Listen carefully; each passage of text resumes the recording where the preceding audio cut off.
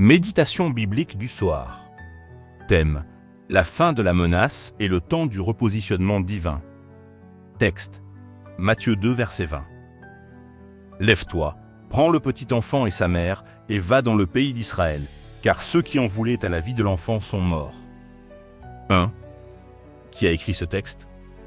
L'Évangile selon Matthieu. Il écrit pour démontrer que Jésus est le Messie promis, accomplissant les prophéties et protégé par la souveraineté divine. 2. À qui s'adresse-t-il? Principalement aux Juifs, pour confirmer l'accomplissement prophétique, mais aussi à toute personne qui traverse une saison de menace, une période d'attente ou un temps de repositionnement divin. 3. Genre littéraire. Il s'agit d'un récit narratif historique. Ce n'est ni une parabole, ni une métaphore, ni une hyperbole. C'est un événement réel montrant l'intervention divine dans l'histoire. 4. Contexte historique et biblique. Joseph, Marie et Jésus étaient en Égypte pour fuir la menace d'Hérode. Après la mort d'Hérode, Dieu parle de nouveau à Joseph. Le danger est levé et le retour devient possible. Ce passage marque la transition entre la protection divine et le repositionnement dans le plan de Dieu. 5. Analyse théologique. Deux vérités puissantes. Dieu protège dans la saison de danger, et Dieu restaure et repositionne au bon moment. Dieu ne parle pas seulement pour fuir, il parle aussi pour revenir. 6. Définition des termes clés. Lève-toi, égéro en grec, signifie se réveiller, se relever, passer à l'action. Implication. Dieu appelle à sortir de l'attente. Enfant, paidion. Petit enfant, fragile mais porteur d'un destin. Implication. Ce que Dieu protège a de la valeur. Vie, psyché, âme, existence, vie entière. Implication.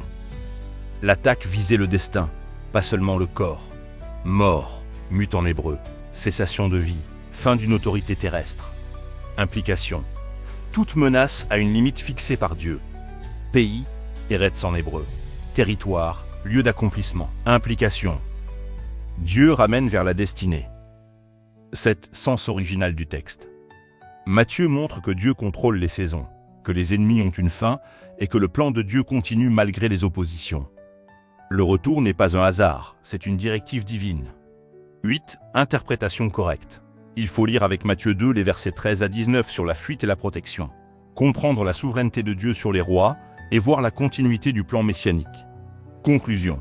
Dieu ne te cache pas pour toujours, il te repositionne au bon moment. 9. Mise en garde contre les mauvaises interprétations. Ce texte ne dit pas que le danger n'existe pas, ni que Dieu agit sans timing, ni que toutes les situations changent immédiatement. Dieu agit selon son calendrier, pas le nôtre. 10. Illustration. Un soldat peut être retiré du champ de bataille, pas parce qu'il a perdu, mais parce qu'il sera repositionné pour une mission plus grande. 11 exemples concrets aujourd'hui. Une période où tu étais caché ou mis à l'écart. Une saison de silence ou d'attente, ou une situation où Dieu t'a éloigné du danger. Dieu peut dire aujourd'hui, maintenant, retourne. Le temps est accompli. 12. Message clé du jour. Le Dieu qui te protège dans le danger est aussi celui qui te repositionne dans ta destinée. 13. Action spirituelle. Aujourd'hui, discerne la saison dans laquelle tu es, sois prêt à obéir rapidement et quitte les lieux de peur quand Dieu parle. Dis, Seigneur, aide-moi à reconnaître le moment du retour. 14. Acte prophétique. Déclare, Seigneur, tu mets fin aux menaces invisibles et visibles. Tu ouvres une nouvelle saison pour ma vie. Je me lève et j'avance dans ta volonté. 15.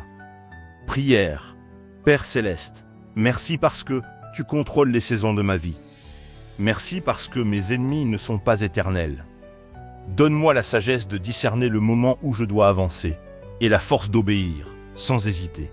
Conduis-moi dans le lieu de ma destinée. Amen.